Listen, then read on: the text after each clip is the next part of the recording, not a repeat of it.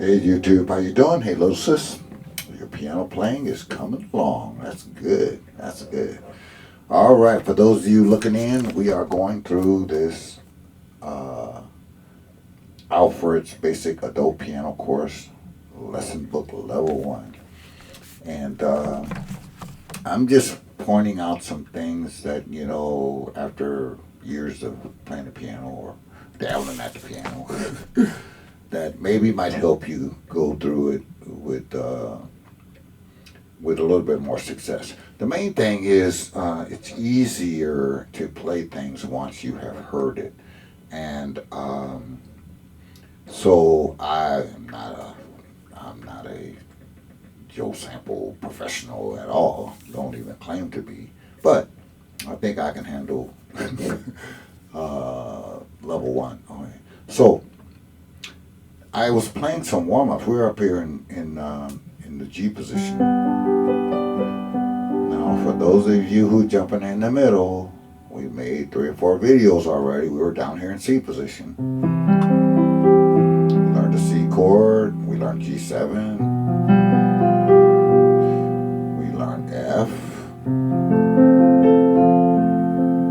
And so now we shifted up here to G position. So when you're doing your warm-ups, which you should always do, warm your brain up, warm your fingers up, but don't just bang on the piano. Just see how pretty you can make this. You can splash a G chord like this. You can arpeggiate a G chord. You can go up. You can go down. Whoops. Lots of ways you can play this, but you want to be thinking musical. Musical is never, I don't care how much of a beginner you are. I don't care if you're playing Mary Had a Little Lamb. Mary should have that lamb. You should make it as musical as you possibly can. Now, I was looking at the book, and I was thinking, a lot of your practice can be done away from the piano. Now, I have a whole nother course on my YouTube channel, is for those of you who want to play and you don't want to read music. But if you're watching this video, you do want to read music. And trust me, you can do both. There's nothing wrong with reading music, particularly if you want to transfer that, say, to another instrument. In my studio, I have saxophones, I have trombones. Why? Because I know how to read music. So my point is, let's take a look at the donkey. We're on page 32. You don't need to be you can be at your kitchen table, stick your book in your briefcase. You can be at your office on your lunch break. Pull out a book and look at the donkey. And just say to yourself, oh, that's a G, G, G, A, B, B. A, G, A, B, G. So you're solidifying your sight reading skills even away from the piano. Now, years ago when I learned, they didn't have all this technology like they do now, because they have flashcards and apps and all kinds of stuff that'll help you learn to be a pretty good sight reader. We're in G position, and we're on page 32, so get yourself in G position. And then you recognize that note as a quarter note. First of all, we look at a piece of music like we're a detective, right? First of all, we take a look at it. We see that we have the grand staff because we see both treble and bass clef. We see that it's in 4/4 time. We have clues up there. It says brightly. That means don't play this like a funeral dirge. And we see, so 4/4 means that there's 4 beats to the measure and a quarter note gets a beat. So let's take the right hand.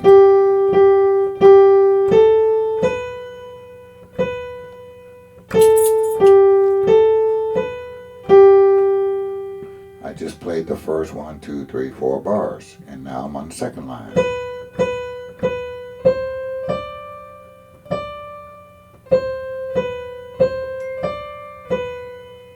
All right. Hee-haw, hee-haw.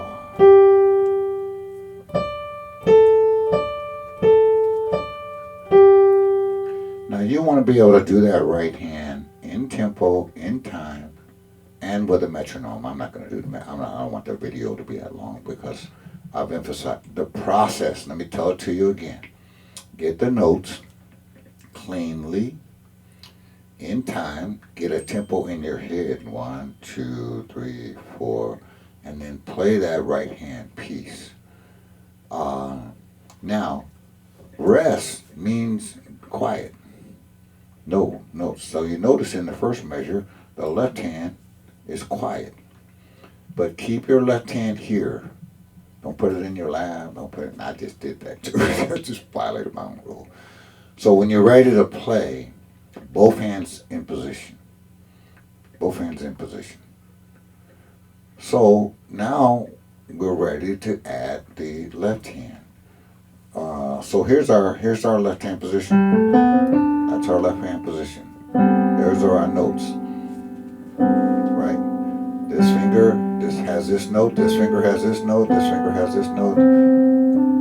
That's our left hand position. So it's asking you to not only play the left hand, but call off those intervals. That's a second.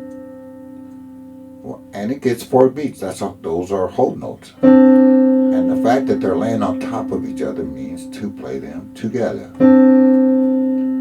So we play da da da da da da da da da da. So we have to read that music. So we have a C and a T, and we have a B and a D. My dog wants to play. Now we have a left hand rest again. Da da da da da. Now we have an A and a D. And now we have a G and a D. But that's 3 beats. It's a half note with a dot. So half note with a dot gets 3 beats. Okay. So now we're on the bottom line. So we have 2, 3 rest. 1, 2, 3 rest. 1, 2, 3 rest. Rest. 2, 3, 4. Now whenever you got all of that, now you're ready to put all of this together.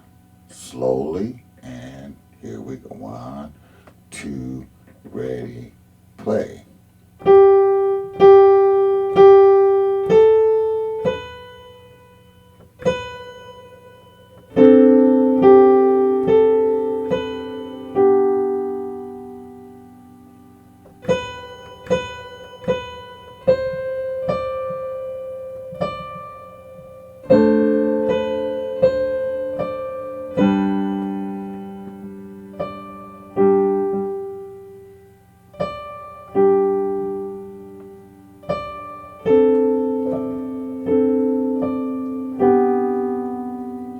Fumbled around there at the end, but close enough. You get the idea of how it's supposed to sound.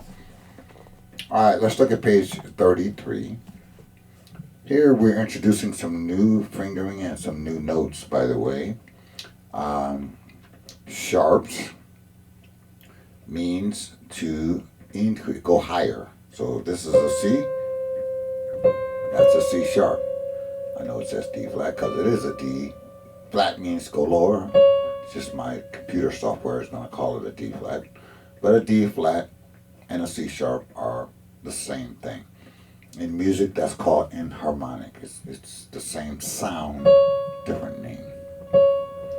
So here we are in G position. So how do we play that? What fingering do we use? We use our forefinger. So that is a practice by itself. Now, I want want you to watch my fourth finger. I'm going to do it wrong, and I want you not to make this mistake. See how flat that forefinger is, and how, I don't know if you can see that, how collapsed that knuckle right there is. It's a good way to get injured. Don't do that. Keep your high wrist. There's what you want.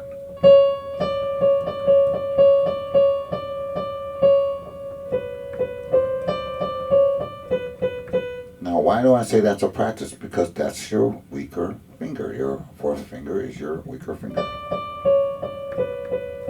So how do you get nice rounded fingers? You get nice high wrists. If your wrist drops, your finger's going to flatten out, and as they say in Spanish, that's no bueno. So let's get in position. Let's get in position, and let's see. So we have D, D, C sharp, B, B, B. Now we have the same thing going on here. Notice the fingering. Now second line.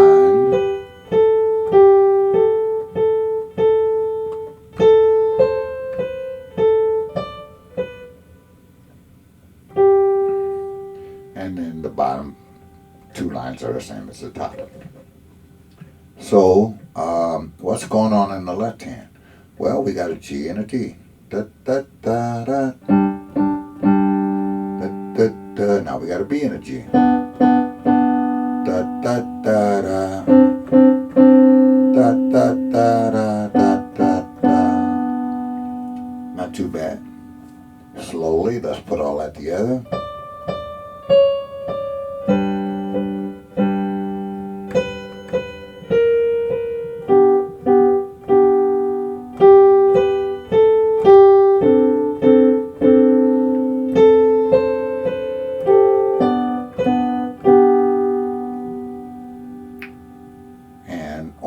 And the last two lines are the same as the top. Let me play that for you.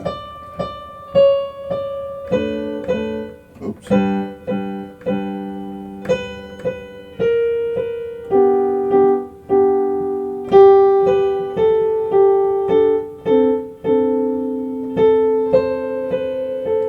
Now the last part is,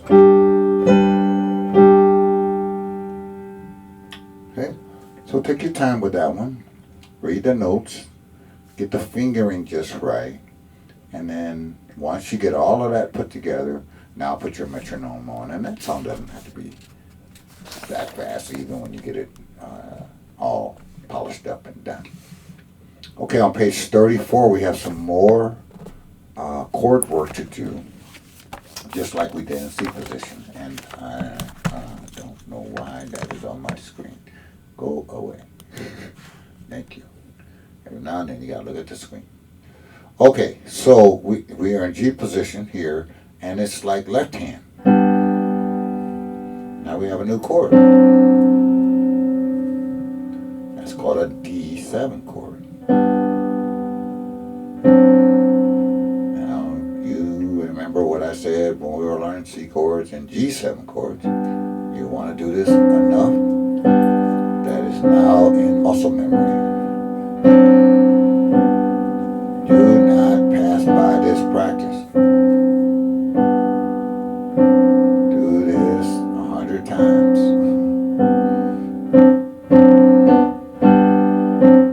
until it's boring.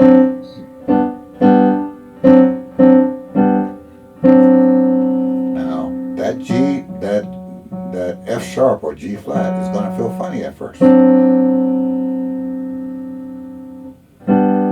So that means, let me just get my hand on camera, that means your hand has to go into the piano a little bit. Not much, I'm exaggerating. But when you're playing white keys, you're a little bit this way. But when as soon as you got to hit black keys, you got to go that way just a touch to get that, especially, at least on my hand, this is not only a weak finger, it's a short finger. So get it till it's comfortable. Nice high wrist. you do it 50 times. Back and forth. And there's some exercises there at the bottom of page 34. You want to read those notes? Whole note, 1, 2, 3, 4, 1, 2, 3, 4, 1, 2, 3, 4, 1, and so on. Now the second line has some half notes. 1, 2, 3, 4, 1, 2, 3, 4. Oops.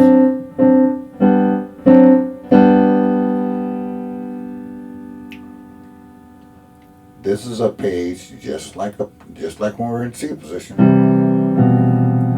We had to just work. Now we're in G position doing the same thing.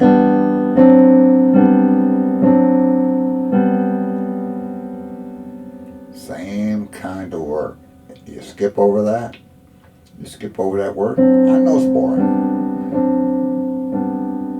Now the way I make it not boring, I don't know what you got on your keyboards, but I got some drums on my keyboard, so watch this.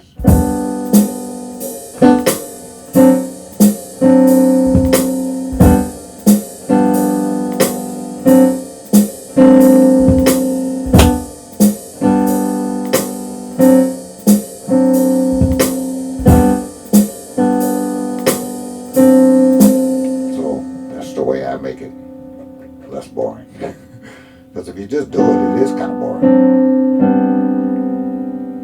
Okay, let's look at 35 and let's put these chords to work. So make sure you do 34 a lot. Now you got to read those notes.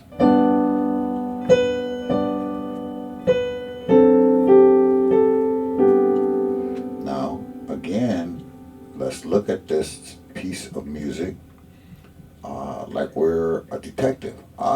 Grand staff, 3, 4 times. It says happily.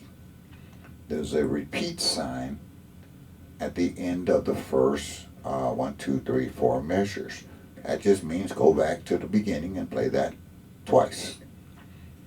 So we have 1, 2, 3, 1, 2, 3, 1, 2, 3, 1, 2, 3.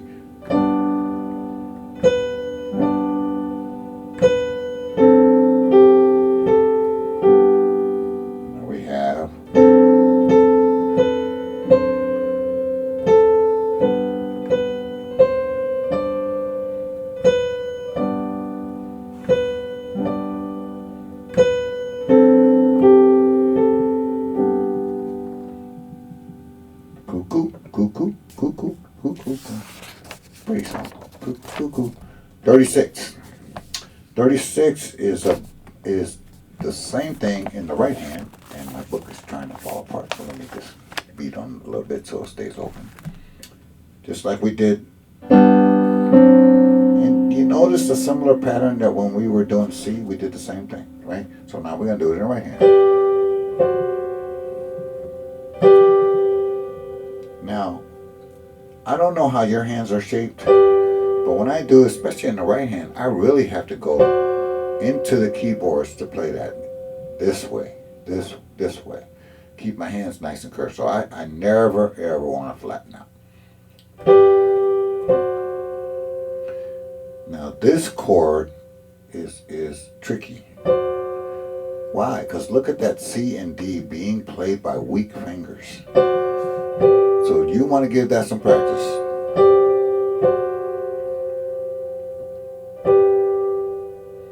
If I tried to play that back here and go sideways, that's just not going to work. That's just not going to work. I mean, I can kind of grit my teeth and do it, but the way to do it correctly is go into the keyboard this way, lift up, and then drop.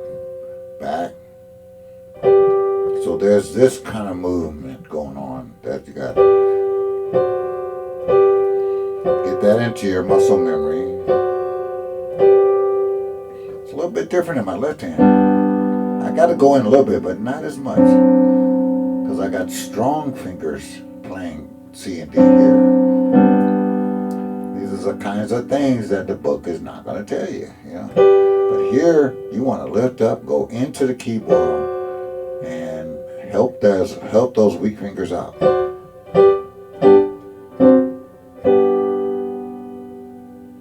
Okay, so again, at the risk of being redundant, stay on these 34, 36 until you really have it.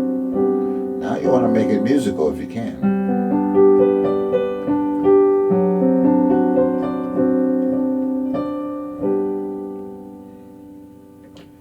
The ability to play a song, that's why I don't mind doing this. I don't mind going back to this beginner stuff. I love this beginner stuff. Because you know what? If I was to be totally transparent, I clean up some stuff in my own playing that I should have cleaned up 20 years ago.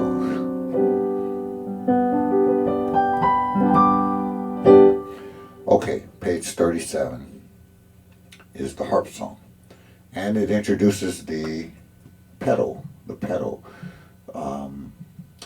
So what's going on with this damper pedal? So here is a G chord, no pedal. As soon as I take my hand off, sound's gone.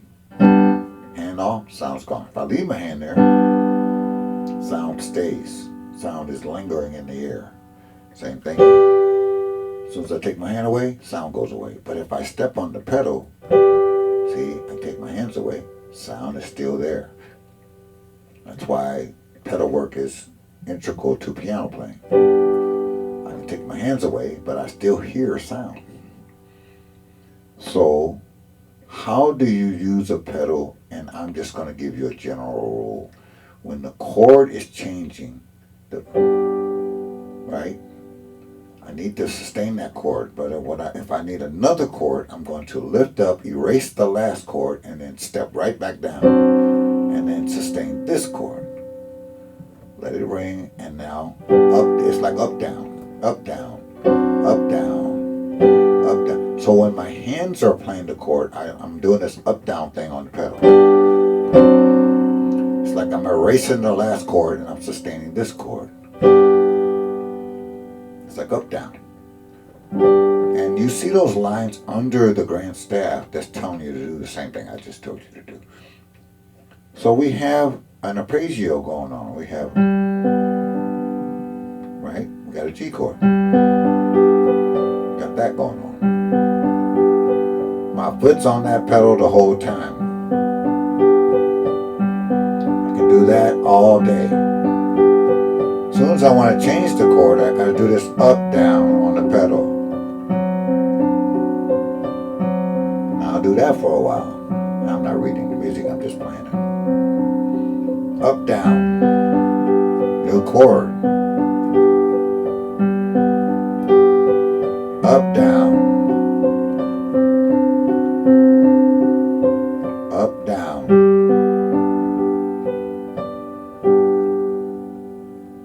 Now play that slowly until you can work it up to some speed. Go maybe this slow.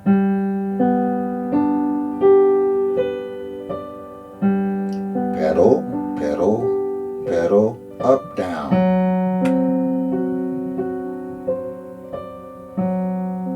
So go slow until you work it up to some speed.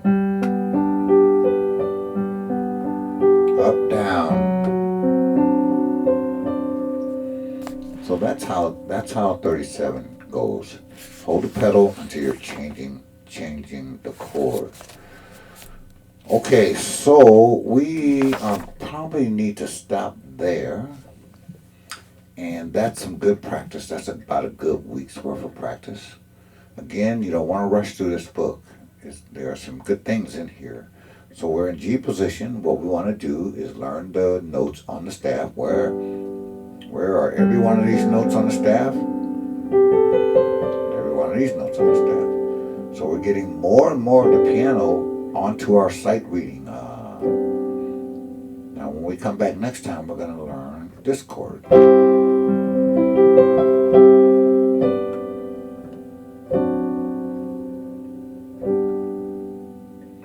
Happy practicing. Mike in Detroit. If you have any questions at all, drop them in the comments below, and I'll do my best to answer them. All right, take care. Happy practicing. See you later. Bye-bye.